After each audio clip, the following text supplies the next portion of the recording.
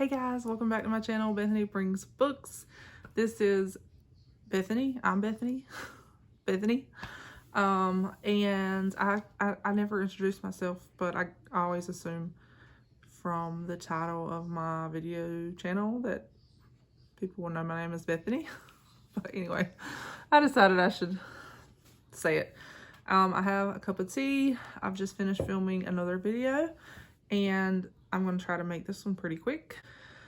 But today I'm going to be talking about what I read in March.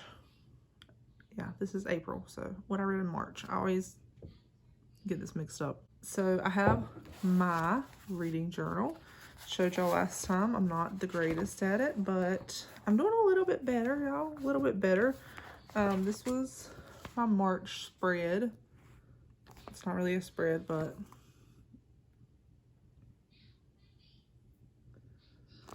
that's what I did. That's what I wrote, like March, what my favorite book was, the buddy read that I did, and how many books I read. I read 7 books.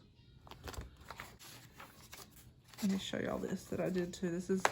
It's nothing fancy, but so my favorite book that I read was Rebecca, and we'll talk about that in a few minutes. But I did this sheet. I'm not finished with it. I've slowly been adding to it, but I did do that.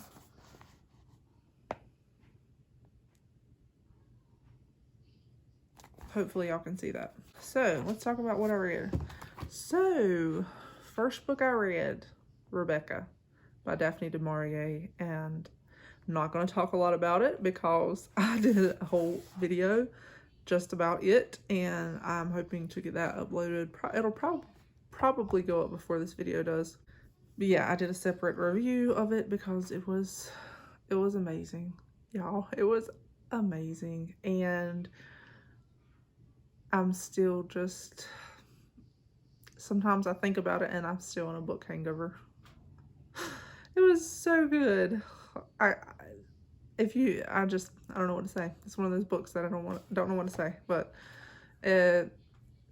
it's about a young lady who is kind of like a lady's companion, and she's traveling with this lady set in the 1930s. She's traveling with her as she goes around the world, and she meets this older widower whose wife has been dead about a year, I think a year, and they end up quickly getting married. And when she returns to Manderley, which is his estate, she realizes very quickly that it's the shadow of his wife, Rebecca, lives there, like just lives at the estate among the staff and among all of the things there and the way she did things. And it's very moody, very gothic, and it has definitely given me a love for like gothic romances, very much. I wish that there would have been a little bit more detail at the end. There were some things I wanted to know, just see a little bit more. There were also some times that the pacing was a little slow. There were times that I was like, okay, I want to see what happens next. And she's spending 3 pages going into descriptions about how she felt about something or describing a scene. And so, yeah, there were definitely sections like that where I could see, I'm like, okay, she could have made this a little bit smaller, like written a little bit less, made this more brief, but I loved it. It was amazing, and it's definitely in my top 5 books of all time. If someone were to ask me what my favorite book is, I would probably say non-Christian fiction. I would say just regular nonfiction. Just regular fiction that's not Christian. I would probably say Rebecca. It's really good, and I can't wait to read more by Daphne du Maurier. Then I read Sweet Right Here by Jenny B. Jones. I actually have a copy of this. I forgot to mention Rebecca was a library book, so I did not have a copy of that. I read this Sweet Right Here by Jenny B. Jones. So Jenny B. Jones, her books are they're funny. They're really funny. She writes just very funny. But I will say the stuff she writes now definitely has a lot more innuendo and like off-color comments and stuff. She used to write Christian YA fiction, I think, and I've read one of those and it was really funny. But some of the stuff I've read from her now that she writes now is definitely not YA. Like I said, there is a lot of innuendo and just like a lot of people, some people might consider inappropriate references. I wouldn't really say inappropriate entirely. Some of them might be, but just off color type of things. Very heavily focused on like physical attraction and stuff like that. But saying all that, I will say this: she definitely made me cry with this book because she dove into a deeper topic of suicide with not first responders but military vets. So we have this main female character who has come home. She has this big breakup in the first chapter of the book. She comes home to her hometown to work on just to kind of figure out what she's going to do with her life now. She gets a job on this horse ranch that works with veterans, like a therapy ranch, and she has been trying to develop this therapy specifically like between horses and veterans with PTSD. And she's a therapist, and so she is trying to like start this program there at the ranch that she's working on. And the guy who owns it is like the main male character. He knew her from childhood, I think. Yeah, they knew each other from childhood. And so as they work together, they are attracted to each other. He is kind of dealing with he has his nieces there with him because his sister is in the military and she's deployed, and her husband actually committed suicide like within the past year or two. Can't remember. But it deals with that topic and just some of the way things happen with him.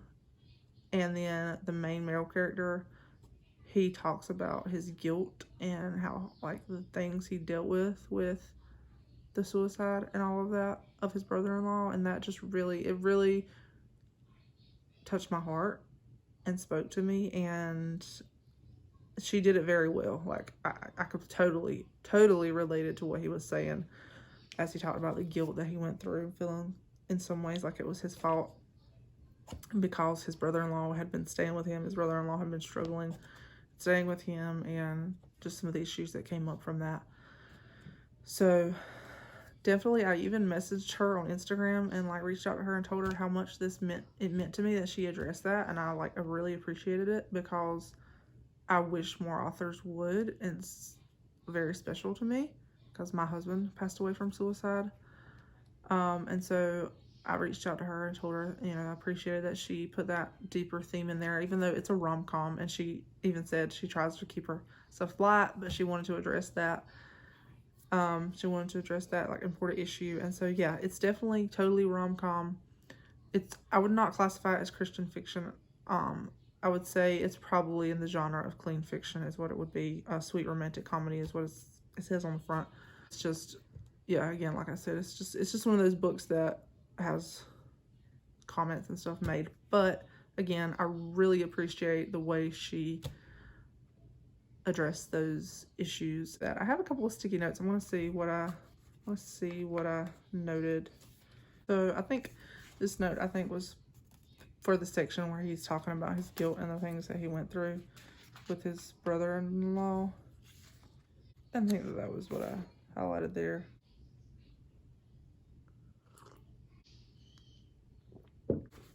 And then this note, I think it must have been for this. The thing about love is that it doesn't care about your rules or boundaries. It looks at your walls and timelines and shoves its way right on through. It's a dictator, a tyrant. Sometimes it doesn't show up with fireworks marching to you on a red carpet. Sometimes it tiptoes in, quiet as you please, whispering its arrival and letting you know it's come to stay. So there's that. I actually don't think I've rated this on Goodreads just because it's like the story was good and I enjoyed it, and like I said, it really touched my heart. But then at the same time, because of some of the other issues, I really don't know what I want to read it. Like I said, I really like Jenny's writing. She makes me laugh out loud, but there are some things that I would prefer not be in them. Then I read a Boxcar Children mystery, the Schoolhouse mystery. So I was planning to read a lot for middle grade March, and that did not happen. I did not get as much reading done as I thought I was going to, but I did read a few middle grade books, and this was one of them. This was like one of my favorite series as a kid. Looking back, I loved them. I read them all the time, checked them out from the library, and I'm trying to slowly reread them. They are definitely a lot different than what I remembered.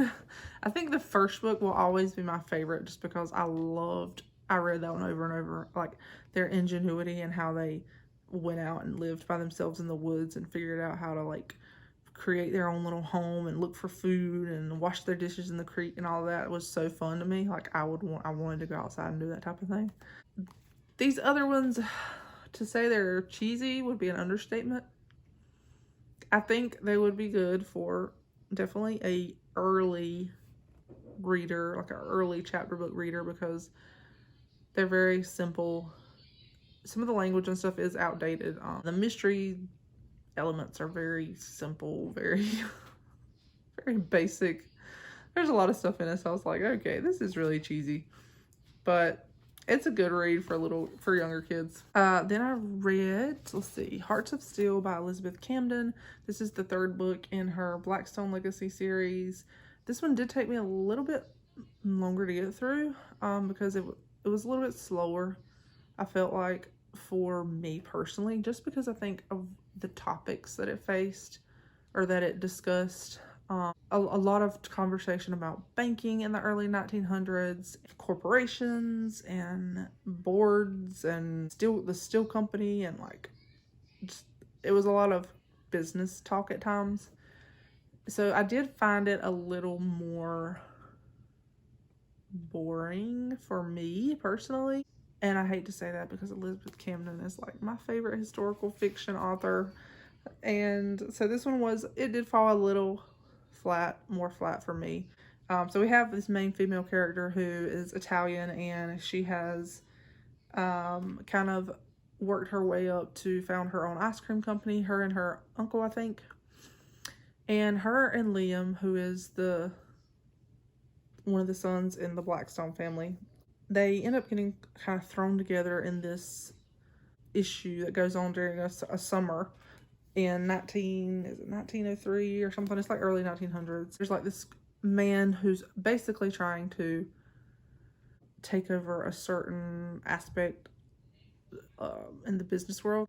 Basically, he's trying to take control of like all of the ice companies, and his ice business kind of shut all the other ones down, and him be the main one. And he's also big in a lot of other like business aspects in the city. So this, of course, affects a lot of the restaurants, her ice cream company, all these places that use ice. And so she ends up teaming up with Liam, who is on the board of like the biggest steel company in the U.S. Because of his background, if you read the first book, you will know him and her get along pretty well, because he understands the life of living in like the poor parts of New York and having to work your way up. I felt like it was a good conclusion to the series. It tied everything up very well, and I feel like she did Liam very well and Molly, like they fit each other well as characters. But I'm really interested to see what she's coming out with next, because I love her series. She's done a few series now, and I really enjoy them. So I'm looking forward to that. Then I read The Courage of Sarah Noble. This is by Alice Dalgliesh. Very little book, very thin. It's a Newbery honor book, and it has really pretty illustrations.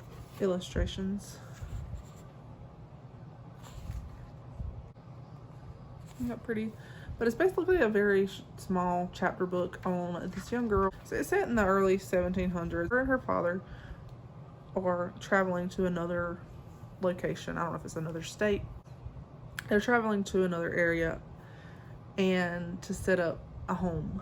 And it's basically, it's just kind of that story about how she travels there with her father, and then she helps him set up, they begin to set up their home, and she has to stay with some of the local Native Americans while he travels back to get her mom and siblings later on, after several months of them working really hard to get their house built and everything set up. So it was a very cute little story, basically like talking about her bravery and how she stayed brave even through all the things that she had to do, and be strong and help her father. It was a good little book. I enjoyed it. I think it would be good for my kids to read. And there was a little note that I put because I like this quote. It said her dad told her, when her dad tells her that she has to stay there while he goes back and gets the family, she says, "Stay here alone. I'm afraid. To be afraid and to be brave is the best courage of all," said her father. So that was good. It was a good little book, and it's actually based on a true story. I read When I Fall in Love by Susan May Warren. This is the third book in her Christensen family series. I read this with Bailey from Bailey's Bookshelf. It was good. I enjoyed it. I don't know, so far I'm not sure which one I like in the series the best. I think maybe the second one, but I'm not sure. This one and the second one are pretty close for me. This one follows Grace. I believe it's Grace. She wants to be a chef, and her family gifts her with this trip to Hawaii to like a cooking classes. And she ends up, while she's there, like while she flies over, she ends up meeting up with her brother's, one of her brother's teammate, because her brother is a hockey player. And he goes like every year at this certain time, just basically for a little bit of a break and to relax. And he always does like the cooking school too. She's very much like a homebody, doesn't like to travel out of her town, and she's pretty much really scared when she gets there, and she's not adventurous. She's just terrified. So he tries to show her the sights, open up and be adventurous and be brave and try new things. And at the same time, he is dealing with his own issues because he has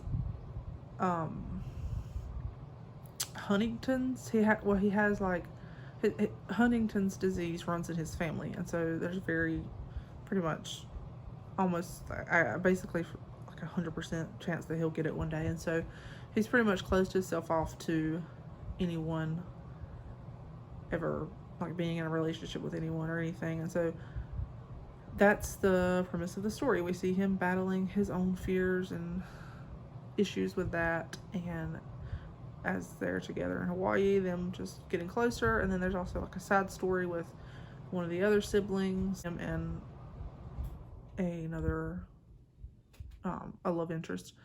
So it was good. I enjoyed it. I know Bailey loved it so much, and I'm really glad. It really encouraged her. We talked about it a lot, and I'm so glad it did. And I really enjoyed it too. I think I gave it 4 stars. Susan May Warren is definitely becoming an author that I really enjoy to read from. When I want something easy to read, her writing style is very readable.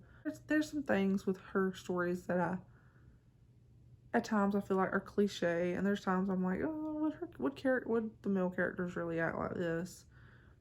Basic things like that, kind of like some of the things you like that Christian fiction gets criticized for.